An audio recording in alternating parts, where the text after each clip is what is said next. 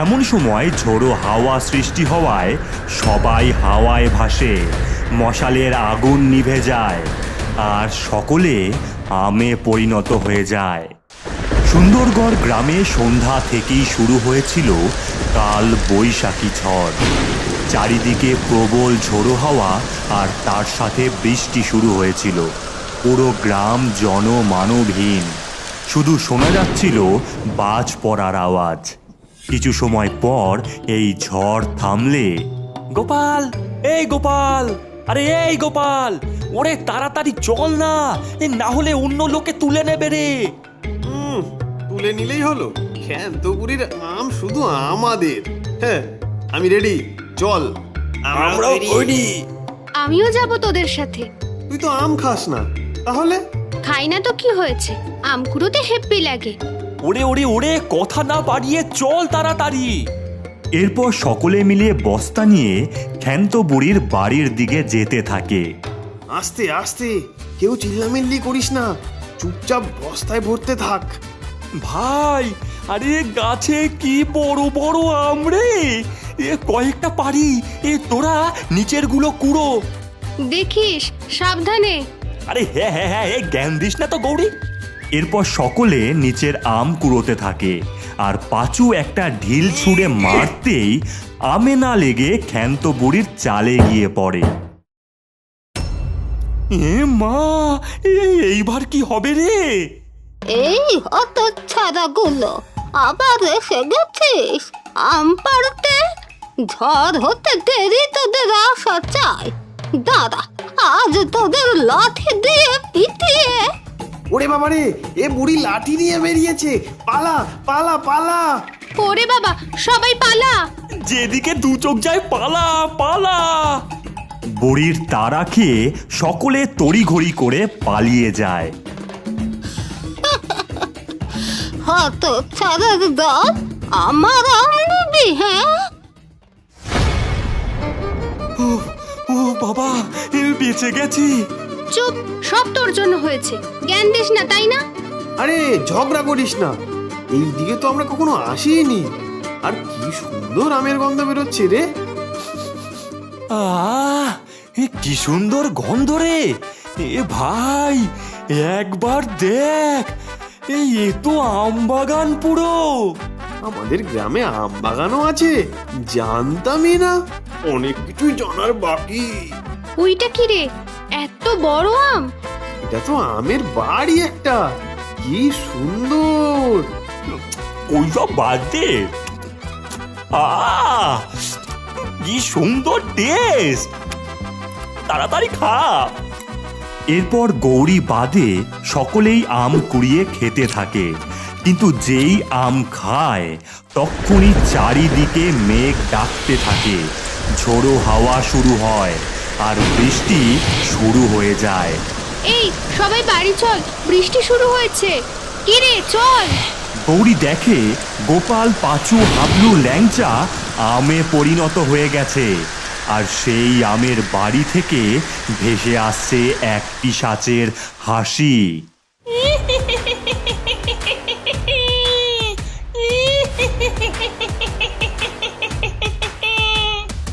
কি হলো গোপাল, পাঁচু, কি হলো তোদের? সবাই আম হয়েছে, এবারে আমি সবাইকে গাছে সাজিয়ে রাখবো রে মেয়ে।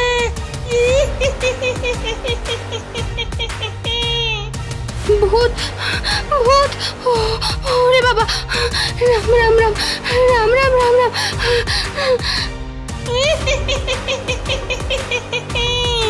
আমার অভিশপ্ত আম খেয়েছ কি?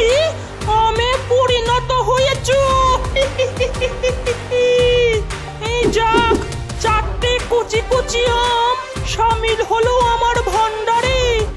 তবে এদের অমাবস্যার দিন খাবো আমি। এরপর সেই ডাইনি চারটে আম নিয়ে গাছে লাগিয়ে দেয়, আর আমের ঘরে ঢুকে একটা তরল তৈরি করতে থাকে। তৈরি হয়ে গেছে আমার সুগন্ধি তরল। এবারে গাছে ঢেলে দেওয়ার পালা। এই গন্ধেই মানুষ আসবে আমার বাগানে।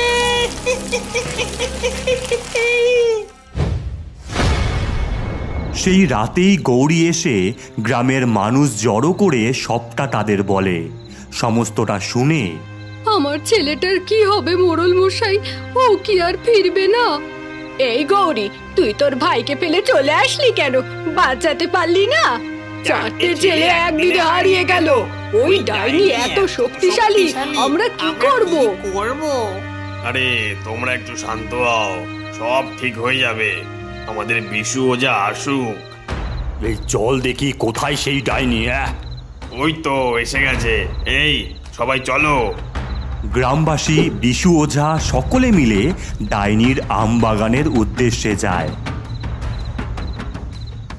আর পৌঁছে বিশু ওঝা বলে, এই কেউ কথা বলিস না রে, এই আমার যজ্ঞ করতে দে। ওম চামুন্ডায় অশুভ শক্তি বেরিয়ে আয় নমঃ। বেরিয়ে আয় ডাইনি, বেরিয়ে আয়। এই মন্ত্র পাঠ করতেই চারিদিকে ঝোড়ো হাওয়া সৃষ্টি হয়, যজ্ঞের আগুন নিভে যায়। বিশু ওঝা দৌড়ে ছিটকে পড়ে।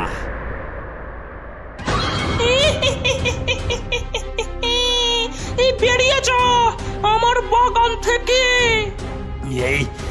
এই ডাইনিকে হারানো আমার পক্ষে সম্ভব নয়। জ্বালিয়ে দে, জ্বালিয়ে দিয়ে এই আমের বাড়ি ওঝা মশাই। হ্যাঁ হ্যাঁ, জ্বালিয়ে দেই, জ্বালিয়ে দেই। ওরে পালা, সবাই পালা, বাঁচতে চাইলে পালা। ওঝাতান্ত্রিকের কথা কেউ না শুনে কয়েকজন লোক আমটি জ্বালাতে যায়। এমন সময় ঝোড়ো হাওয়া সৃষ্টি হওয়ায় সবাই হাওয়ায় ভাসে, মশালের আগুন নিভে যায় আর সকলে আমে পরিণত হয়ে যায়। ওরে বাবারে, এ কি দেখছি আমি? কেউ বাঁচবি না। এই তুই বিশু, আমায় তাড়াতে এসেছিস? তোর এত বড় সাহস? তো বেরে। এই বলে ডাইনি বিশু ওঝার কাছে গিয়ে একটা আম জোরে করে খাইয়ে দেয়। এইবার আম হয়ে যা তুই। এই দেখে গ্রামের সকলেই সেখান থেকে দৌড়ে পালিয়ে যায়। আমার ভান্ডারে এখন অনেক অনেক আম, অনেক।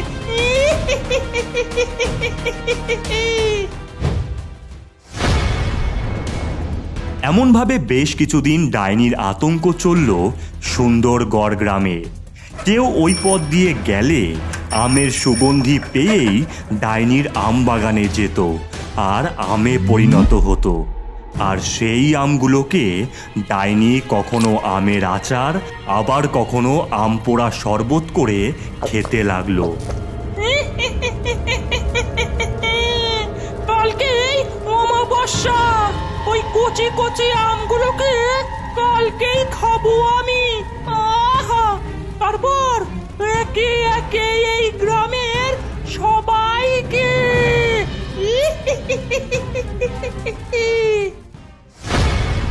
অনেক কটা দিন হয়ে গেল, নাতিগুলো একটাও কেউ আমার বাড়িতে আসলো না, আমায় জ্বালাতন করলো না। ওরা না আসলে আমার একদমই ভালো লাগে না। কি যে হলো? এই গৌরী, কি রে? দাদা, বলো বুড়িমা। আমি বকেছি বললে তোরা কেউ আসিস না রে? আমার উপর রাগ করেছিস? না বুড়িমা, গোপাল, বাচু, হ্যাবলা, ল্যাংচা কেউ আর নেই। কেউ নেই মানে? এরপর গৌরী সব কিছু ক্ষান্ত বুড়িকে বললে বুড়ি বলে, ওই ডাইনির এত বড় সাহস, আমার নাতিদের আম বানিয়ে রেখেছে। আজই অমাবস্যা, দেখাচ্ছি ওকে মজা। গৌরী, তুই আমায় নিয়ে চল।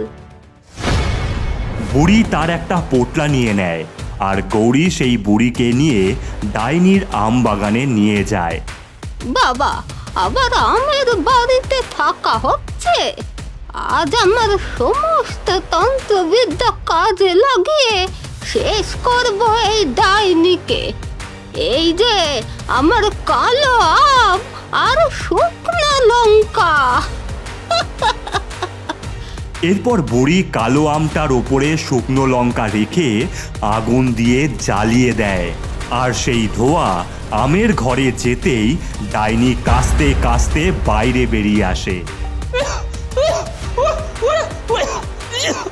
বুড়ি, তোর এত বড় সাহস! আমার ঘরে ধোয়া দিস? আমার নাতিদের এখনই মুক্ত কর, নয়তো নয়তো কি? হ্যাঁ, ডাইনিকে ভয় দেখাস, মূর্খ বুড়ি! তবে রে। এই বলে বুড়ি একটা গোলাপি আমে সূচ ফোটাতেই ডাইনির এক পাশের হাত খুলে পড়ে যায়। ছেড়ে দে বুড়ি, আমায় ছেড়ে দে, আমায় ছেড়ে দে! মুক্ত করছি, আমায় ছেড়ে দে! এরপর ডাইনি জাদু করায় গোপাল, পাঁচু, হাবলু, ল্যাংচা সবাই মানুষ রূপে ফিরে আসে।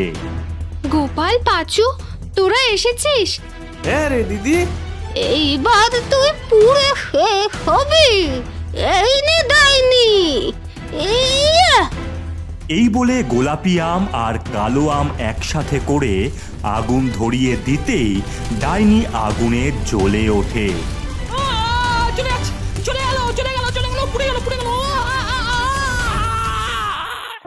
ধন্যবাদ ক্ষান্ত বুড়ি। ওরে, তোরা আমার নাতি নাতনি, তোদের জন্য করব না তো কাদের জন্য করব? এর কিছু সময় পর গ্রামের সকলে এসে ডাইনির পুরো আম বাগানে আগুন লাগিয়ে দেয়, আর গোপাল গৌরীর দল ক্ষান্ত বুড়ির গাছে আম খেয়ে মজা করতে থাকে। ওরে, একদিনেই সব আম খেয়ে নেবে নাকি রে?